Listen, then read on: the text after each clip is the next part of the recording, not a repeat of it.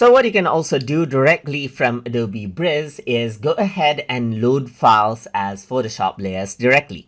So for that, I'm going to go ahead and select out a few images right here. Let me just hold Control on my keyboard and select these out. So once you go ahead and do that, what you can do is you can go around onto the Tools menu, then go around onto Photoshop, and then what happens is that you can see that I can go around and load it out as Photoshop layers right here, which is the fifth option, as you can see right here. So once you go ahead and do that, it'll actually load up Photoshop right here, and you need to wait for a while.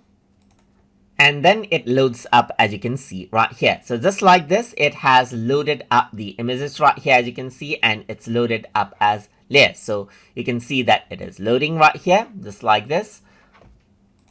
And then one by one now, you can start seeing the layers right here, just like this. So these are the layers, and the image size of all of these are different, and you can see that they have been imported out as layer, just like this, and you can simply go ahead and edit them out.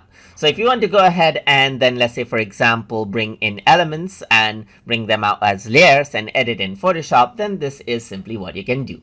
And that is how you can load files to Photoshop layers directly from Adobe Bridge. So hope you guys learned something as always.